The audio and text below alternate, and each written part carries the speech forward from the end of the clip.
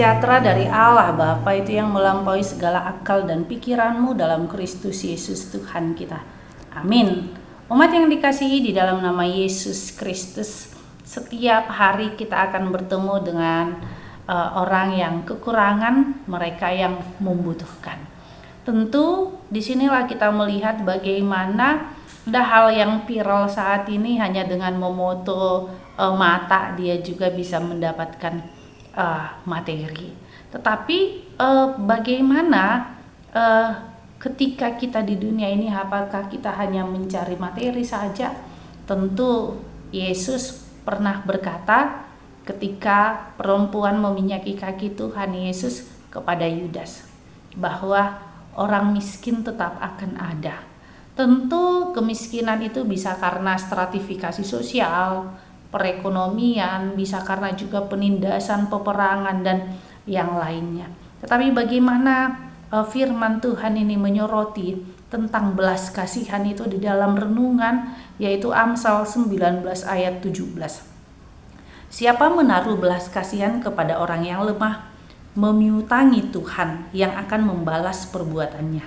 Nah, kita berbicara di dalam Amsal Salomo ini adalah orang yang lemah. Artinya mereka yang tidak berdaya, mereka yang betul-betul tidak bisa lagi untuk bergerak, dihimpit karena politik negara, dihimpit karena status sosial, mungkin karena sakit, penyakit, atau yang lainnya. Jadi disinilah firman Tuhan ini mau katakan, menolong mereka yang lemah, yang papa, yang miskin. Karena apa? Karena memang mereka tidak bisa lagi bergerak karena dihimpit oleh zaman ini. Disinilah firman Tuhan ini juga memang kita harus melihat bahwa kita harus membantu setiap orang. Tetapi kita juga tidak harus memanfaatkan bantuan itu. Karena apa? Karena Tuhan mengajarkan kita untuk menjadi orang yang bergerak, orang yang maju di dalam hidupnya.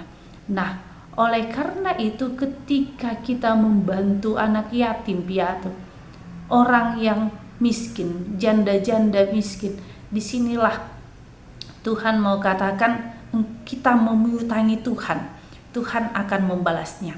Karena itu Yesus Kristus pernah berkata, apa yang kau berikan kepada anak-anak kecil itu engkau berikan kepada aku. Artinya gambaran belas kasihan itu kita berikan kepada benar-benar orang yang tidak mampu, bukan mereka yang hanya mengandalkan air matanya, tetapi mereka yang betul-betul membutuhkan pertolongan itu. Disitulah kita mau menolong. Ketika kita ditolong, jangan mau ditolong terus. Kita juga harus membantu orang lain. Artinya jangan menjadi mental-mental peminta-minta, mental-mental orang miskin, mental-mental yang suka berhutang. Karena Tuhan Yesus sudah bayar hutang kita dengan lunas. Oleh karena itu, setiap orang yang hidup di dalam Tuhan, disitulah ketika dia dibantu, dia membantu orang lain. Ketika dia lemah, dia sudah bisa bergerak, baiklah dia mendoakan, memotivasi setiap orang.